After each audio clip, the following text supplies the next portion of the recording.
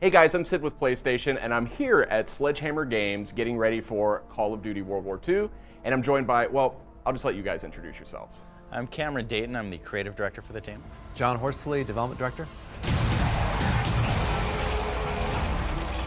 So tell me a bit about the vision behind Call of Duty World War II Zombies. I mean, what was the guiding light on this game? It felt like the time was right for something that really got into the horror aspects, that really got into the dark, twisted things that you could imagine going on in the shadows in this time of history.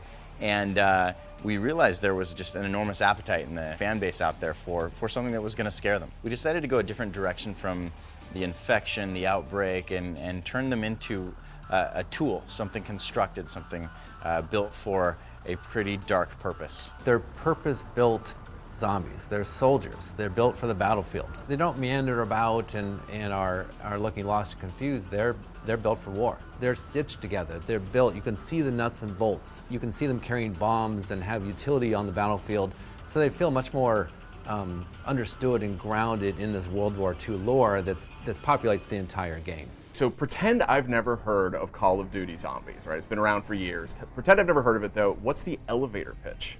It's World War II. You're sent on a mission to recover some lost art and come across this insidious Nazi plan to animate the dead. And as you're playing through this dark horror story, waves and waves of these zombies are coming at you. So it's kind of a survival game, but it's a survival game with layers. As you move through different parts of the level and survive stronger and faster waves of these zombies, more clues and elements, and I guess you could say chapters of the story are unraveled. And so there's this awesome aspirational sense of like, well, I'm getting more story, I'm getting better weapons, I'm getting cooler tidbits as I survive longer and longer. And then the big part is the co-op element.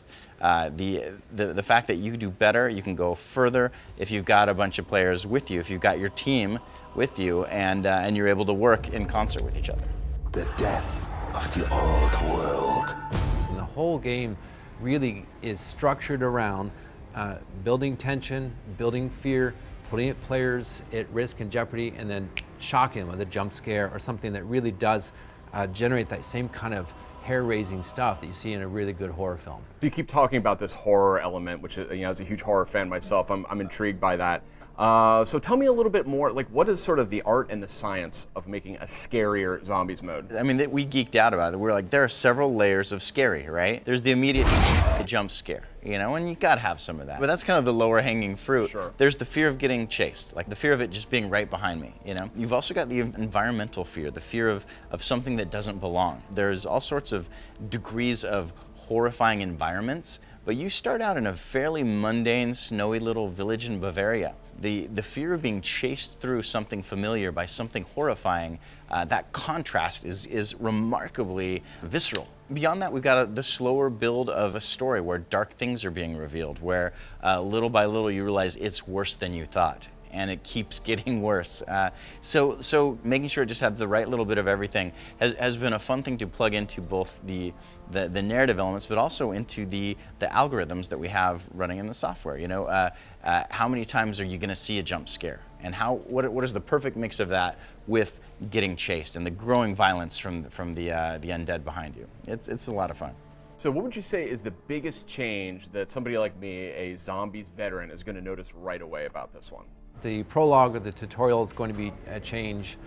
We have a very robust hint system for a new player, and I remind some of the veterans we talked to before that the world is not what it seems. You need to look beyond just the obvious to see the Easter eggs and the secrets and the layers that we've put into the map. It's a very arduous task to discover all of the traditional Easter eggs that we hide in these kinds of maps. We said, well, what if we actually build a more casual path, a campaign where you're getting the major beats of the stories, and it's got all the fun elements of discovery and a boss fight, but when you're through, you're like, there are a couple little hints, little breadcrumbs, you're like, I think there's something more. And so it's on top of that casual path. We've got what's more of kind of our hardcore path, where you dig deeper into the story and you're looking for these clues and you're listening and looking for the slightest movements, and the story just gets more twisted. And you find all sorts of amazing new weapons, and we've decided that canonically the hardcore is the official story, but you get a reward even if you're not willing to spend the arduous amount of legwork and brain work to get into that.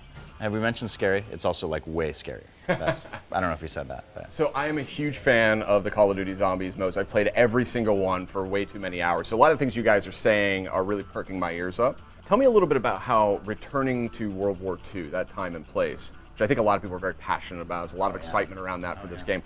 Tell me how that's going to revitalize and reinvigorate the Zombies mode here. By tying it into there was a secretive side of the SS called the Ahnenerbe, and they were invested in the occult and trying to figure out some of the darker secrets of mankind's history. And it's just a rich field for storytelling, and to go there with our zombies seemed like such an obvious step. And yeah, we get to explore into all that. And so I've had experts in history and in physics and in science that have been bouncing these things off of to make it just credible enough to tell a zombie story. So this map is called the Final Reich. It's the first reveal. It's the inciting incident, I guess you could say, for what's going to be an epic journey. We're getting towards the end of the war, and we've been doing, through some marketing and emails, some discovered diaries, notes, journals between the characters. And they'll get there and kind of uncover the first whisperings, I guess you could say, of a much darker plan. So the Final Reich is the debut map, is the idea to introduce further maps in DLC. Correct. It's setting the stage, but it's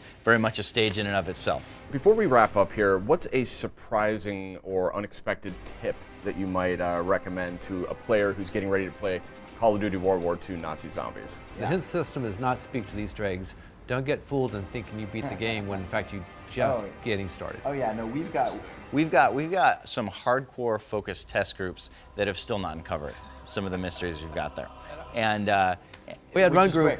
We had one group tell us they finished it, and we're like, "No, you actually did nothing." And they're like, "No, it's the best news ever to hear this hardcore group of players say, "Oh, we finished this. It's actually not that hard." We're like, "Yes, yeah." The hint system exists solely for the casual path to get, the players who want to get in and explore and see what the game's all about. But there is this deeper, darker level. It is wicked hard. Guys, hearing you talk about this thing has got me pretty fired up. I'm a huge fan, so really appreciate you taking a little time to talk to the PlayStation folks. Yeah, thanks very much, and I hope the fans enjoy it. Hey, thank you. Call of Duty World War II coming to PS4 November 3rd. I'll be there day one. Will you? PlayStation